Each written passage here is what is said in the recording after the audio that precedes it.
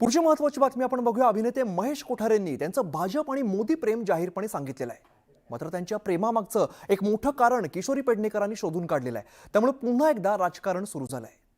महेश कोठारेंच्या झपाटलेल्या चित्रपटातील हा सीन आजही तितकाच लोकप्रिय आहे। आता हा सीन महेश कोठारेंच्या राजकीय वक्तव्यानंतर पुन्हा एकदा चर्चेत आलाय।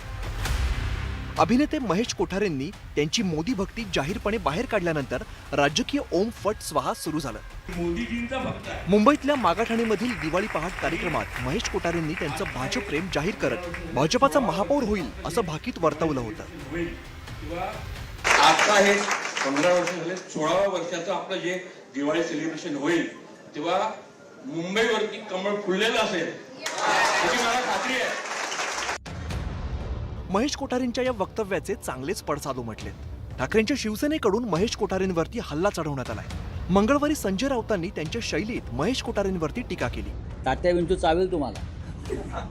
तर बुधवारी किशोरी पेडणेकर आरोपांचा नवा दारुगोळा घेऊन मैदानात उतरल्या। सुनबाई अडकले एका ॲक्सिडेंटमध्ये। महेश कोठारेंचं मोदी प्रेम अचानक आलं नसून त्यामागचं कारणही पेडणेकरांनी शोधून काढलं।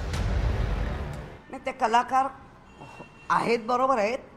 सुनबाई अडकले एका ॲक्सिडेंटमध्ये, कसं वाचवायचं अशी मुक्ताफळं सुमनं उधळल्याशिवाय। किशोरी पेडणेकरांनी उल्लेख केलेल्या अपघाताचं नेमकं प्रकरण काय होतं ते आता पाहूया। महेश कोठारेंची सून उर्मिला कोठारेंच्या कारचा 27 डिसेंबर 2024 रोजी अपघात झाला होता। मुंबईतील कांदिवलीत झालेल्या अपघातात एकाचा मृत्यू झाला होता तर एक जण जखमी झाला होता।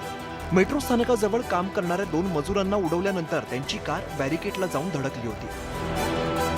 अपघातात उर्मिला कोठारे आणि त्यांचा कार चालकही जखमी झालेला होता।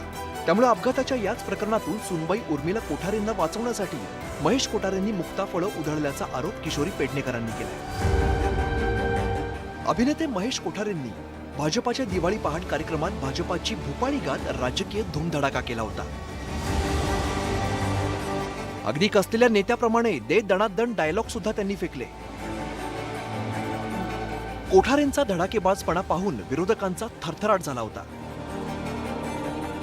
त्यामुळे विरोधकांनीही अगदी झपाटलेल्याप्रमाणे महेश कोठारेंवरती हल्लाबोल केला होता। एकंदरीतच दिवाळीत महेश कोठारेंनी त्यांच्या राजकीय जीवलगा भाजप असल्याचं जाहीर केलं। परिणामी राजकीय फटाके फुटायला सुरुवात झाली आहे। याच फटाक्यांच्या पंक्तीत किशोरी पेडणेकरांनी उर्मिला कोठारेंच्या कार अपघाताला महेश कोठारेंच्या राजकीय वक्तव्याशी संदर्भ जोडत मोठा धमाका केला।